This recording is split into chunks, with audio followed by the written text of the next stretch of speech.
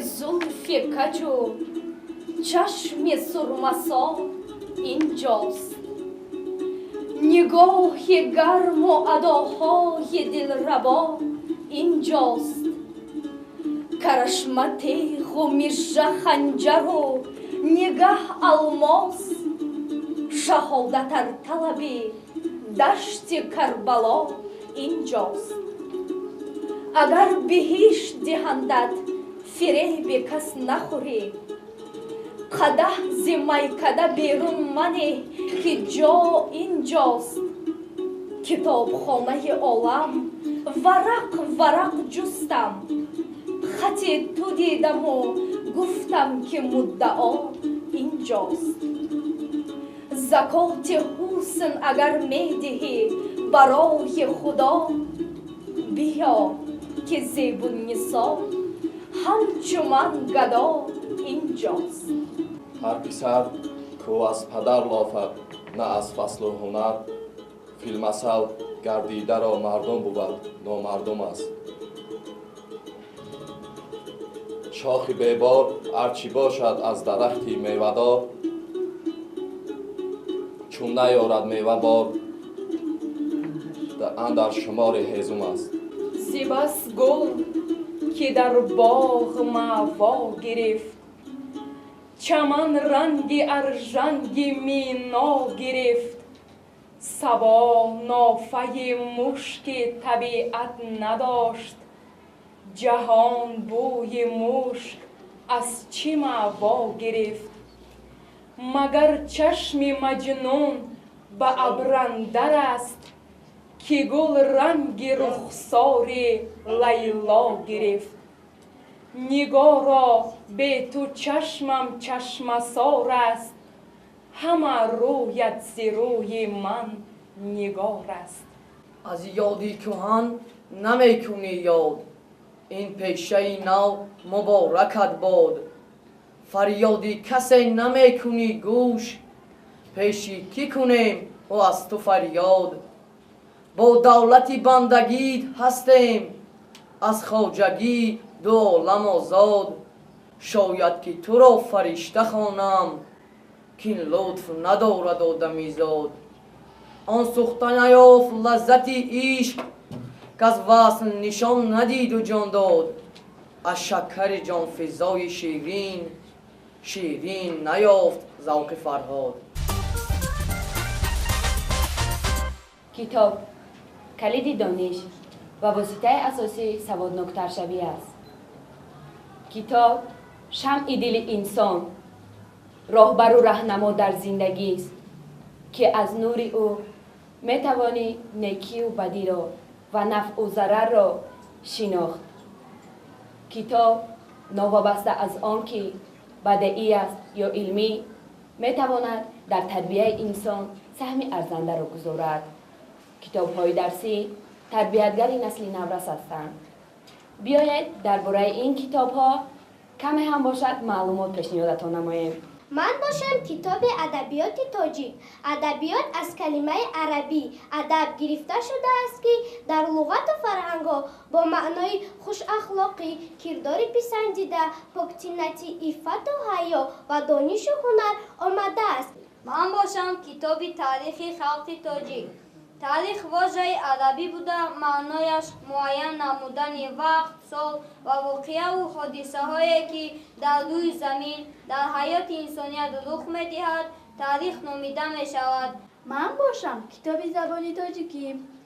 هر یک زبان هر کی آگه بود، زبانش زی بیغاره کوته بود. ما و شما در برابر درس‌های دیگر از زبان تاجیکی نیز سبق می‌گیریم. نباید فراموش کرد که هیچ چیز در عالم مقدس‌تر و عزیزتر از زبان نیست. من باشم کتاب متماتیکا این علمی حساب می باشد. اساس این فن را رقم‌ها و عددها تشکیل می دهند. متماتیکا ذهن کودک را انکشاف داده، او را در زندگی برای فکر کردن و یافتن حل درست مسئله‌های زندگی کمک می رساند. به عاده عالمان گفتند ریاضی شاه фанхост, риёзидон тавоност. А я учебник русского языка. Русский язык – язык русского народа. Русский язык очень красивый и богатый. На нем разговаривает много людей. На нем написаны художественные произведения для детей и взрослых, научные и учебные книги. Великий могучий русский язык, туркмен его учит, узбек и таджик. По русским народам от края до края мир и свобода сейчас повторяю. من باشم کتاب بوتانیکا چطوره که معلوم است عالم نباتات خیلی زیبا گوناگون فوق‌العاده گوناگون خیل است چونم گوناگون نمودی گوناگون شکلی و تغییرات پذیری رستنی های تصادفی نبوده و با تغییریابی و دیگرگونی های شرایط محیط زیستی رستنی های زیچ علاقه‌مند می باشد. در روی زمین تقریباً 150,000 نمودی رستنی های گلدار یا پوشیده تخم موجود است. در آنها گل و میوه با تخم‌هایشان حاصل می‌شوند. این عضوها برای دوام دادن نسل رستنی خدمت کرده توسط این عضوها افزایش پهنشوی آنها عملی می‌گردد. من باشم کتاب گئوگرافیا. گئوگرافیا از کلمه یونانی گرفته شده معنایش گئو زمین گرافیا می‌نویسیم یعنی تصویر زمین می‌باشد. با مدد گئوگرافیا ما می‌توانیم که درباره سطح زمین، کوه‌ها، دریاها، مملکت‌ها و قطعه‌ها معلومات گیریم. من باشم کتابی تکنولوژی اطلاعاتی اینفرماتیکا فنی تکنیکی بوده قانون و اصولهای گونکنی، ذخیره‌کنی، کاربری و انتقال اینفرماسیون را با یاری کامپیوتر می‌آموزند. اساسگذار علم اینفرماتیکا چارلز ببیج میباشد. من باشد کتابی تکنولوژی کسب و هنر خوانندگانی عزیز مهنت برای انسان مقدس می باشد. هر کسی که وظیفه خود را از خودسازی با شرافانه اجرا می کند و حرمت احترامی خلقش سزاوار می شود. صنعت خوراکپزی از قدیم الایام به آدمان معلوم است. این کتاب به شما با اصول تیار کردن خوراک، استفاده عاقلانه آن، قاعده‌های آرایش دادن خوراک دسترخوان را می‌آموزاند. شما خوانندگان با ماشین‌های دربازی پایی، با نخ‌ها، رشته‌ها، متاهای ابریشمی پشمی شناس می‌شوید و از آنها دوختن لباس را می‌آموزید. بیایید ای رفیقان دست خورده و بیکاری و نادانی نمانید. در عالم هر کسی بیکار گردد و چشمی اهل عالم خار گردد.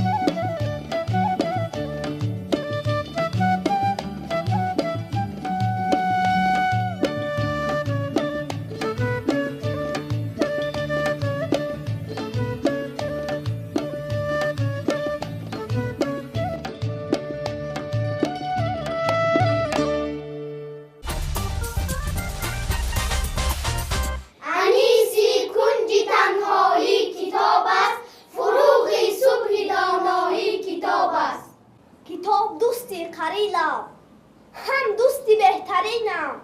کتاب دنیای روشن، کتاب محزنی سخن. دنیا را روشن کند، دل را منور کند. به هر سوال دشوار دهد جواب بسیار. اگر کتاب را خوالی، همه دنیا را داری. خواهی که دانا شوی، زور و توانا شوی، از ته دل خوان کتاب، حکمت او به حساب. آنکه کتاب نخوان، دور ز دانش بمان. چون نفسی نوبهار، تازه نگاهش بدار.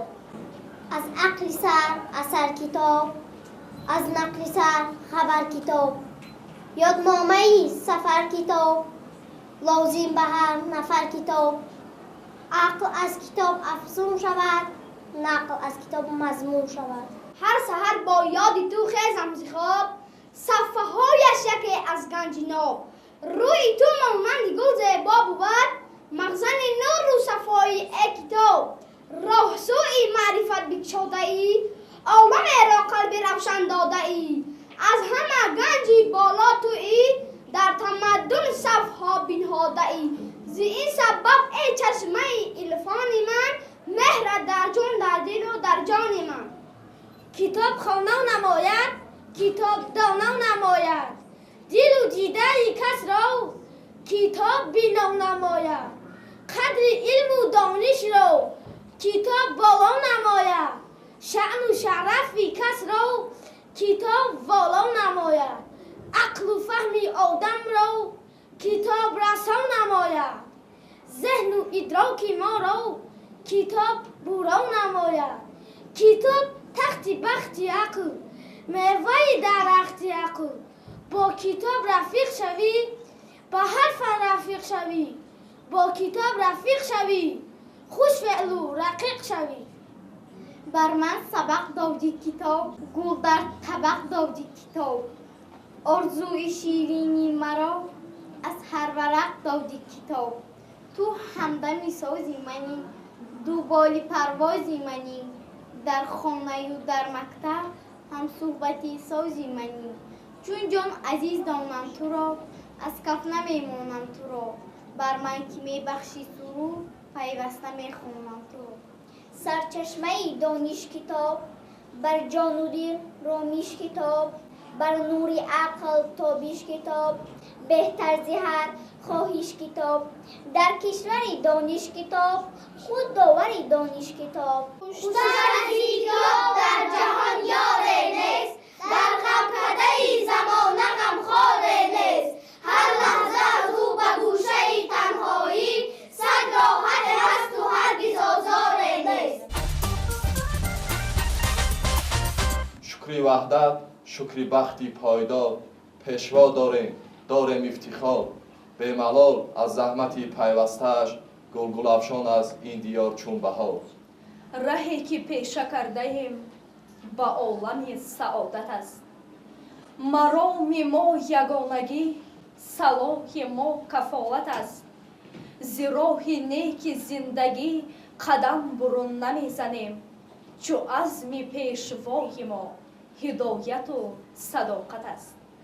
نسل جوان را پیشوا با این پیامش شاد کرد. در مرز قلبشان گلباغ‌ها بنیاد کرد. ما با پیامی پیشوا یک جا همه تن داده ایم. از حق نمیتابیم رو، ما ملت آزاده ایم. ما نوجوانان پیرود، ای پیشوای تاجیکان. بشناخت از رفتار تو این تاجیکستان را جهان. ما برای پیشوا آینده ساز کشوریم. آبروی تاجیکستان را به گردون میبریم. تکیهگاه ملتیم و فخر ما باشد وطن.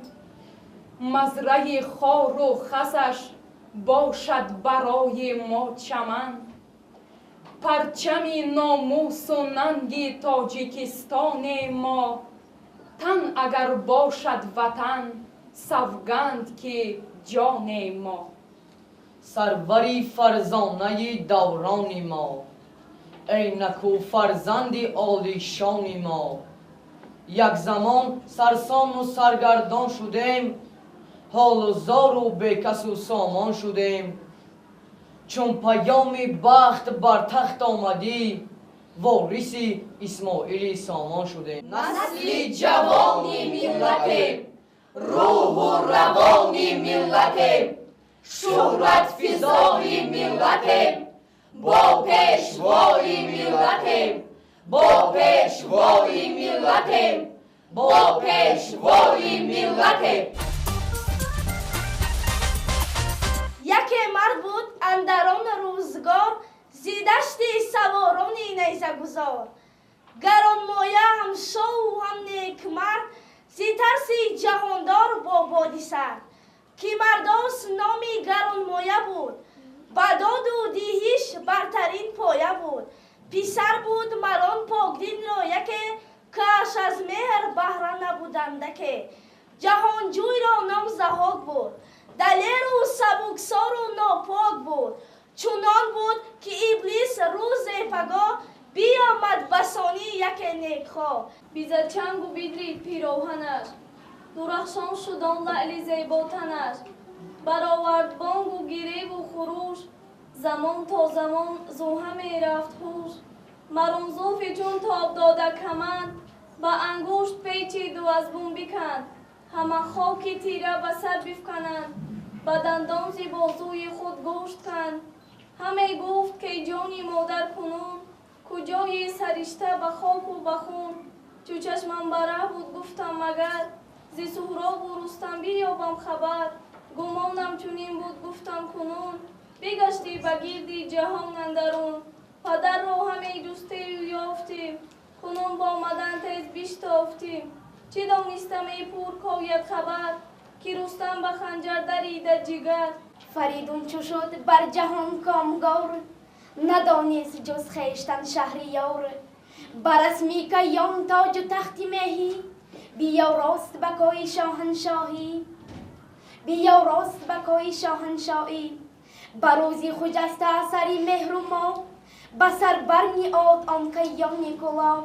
زمانه به انده گشت از بدی، گرفتن هر یک روی ایجادی. دل از داوری آب پرداختن، با آیینی که جشن نو ساختن. نشستن فرزانگان شادکام، گرفتن هر یک زیا خود جام. کنون رسمی سهراب و رستم شنو، دیگرها شنیدستی این هم شنو. یکی داستان است پر را به چشم، دلی نازک از رستم آید به خشم.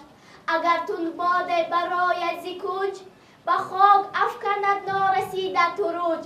ستاکار خانمش اردادگر، هنرمند گویمش اربه هنر. اگر مرگ داد است به داد چیست، زداد این همه بانگ و فریاد چیست. از این راز جانی تو آگاه نیست، پس بر این پرده اندر تو را راه نیست. دیژی بود کش خواندند سپید، بدان دیژ بود ایرانیان را امید.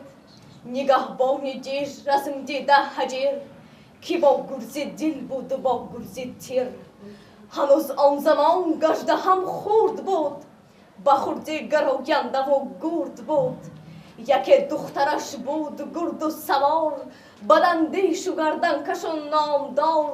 چو سهراب نزدیک آن دیژ رسید، هجیر دلاور مرو را بدید. بس رنج بردم در این سالیسی، عجم زنده کردم بدین پارسی. خردمند باش و به آزار باش، همیشه زبان را نگهدار باش. بسر بر همی گشت بدخواه بخت، هر آنگه که خشم آورد بخت شو. شود سنگ خارا به کردار مو، به گشتین گرفتن نهادند سر. گرفتند هر دو دوال کمر، سپهدار سهراب آن زور دست. تو گفتی که چرخی بلندش ببست. هر آن کس که شاهنامه خوانی کند، اگر زن بود پهلوانی کند. دخترها پگاه روز استراحت است. ما با چی کار مشغول میشویم؟ بیا با کتابخانه بچگان میرویم. ننه ایستد. اول از مادرانم پرسیم مایلش من راضی، من هم راضی هستم. بیا رفتیم. سه بیچ کرده بیا بچه. سه بیچ کرده. دخترها این همسینفمون مهراجدین است. مهراجدین کنی خیز از جایت. تو چرا این تم کردی آخیر؟ کتاب گنجی به بهاست. وظیفه ما کتاب خواندن است. پس ما با چی فروشا؟ کاری تو فروختنی سمیچکن نیست. کاری تو کتاب خواندن است. این رو بین چی کار کردی؟ این رو بین همش رو دروندی. نه ده کتاب رو من بفروشا. نه این تر نمیشه. ده کتاب رو. نه مهراجدین نیست. سخنان فاطمه رو نادرست نفهم. او راست میگوید. بیا با کتابخانه بچگانه میرویم. در آنجا تو میفهمی که خزینه چیست. ها دانچه ها باید من چیکار کنم؟ زمانه پند آزادوار داد مرا. زمانه را چون سر به سر نگری همه پند است. بروزی نیکی کسان گفت تا تو غم نخوری. بسا کسان که بر روزی تو آرزومند است. زمانه گفت مرا خشم خویش دار نگاه. کی را زبان نبوند است پای در بند است. بجوی ملیان آید همه، یا دیاری مهربان آید همه. رگی آنو بودوش دیرای زلی پایم پرنیان آید همه. ای بخور شد باش و دزی، شام نزدت مهمان آید همه. شام نزدت مهمان آید همه. دوستانا من برای خزینه یک شعر میدونم. بیایید ای رفیقان درس خانه و بیکاری و نادانی نمانه. و عالم هر کس بیکار گردد و چشمی اهل عالم خور گردد. دوستانا ببخشید مرا من خطا کردم. خزینه را فهمیدم که چی بوده است. اکنون هر روز با این خزینه پرگنج می آیم.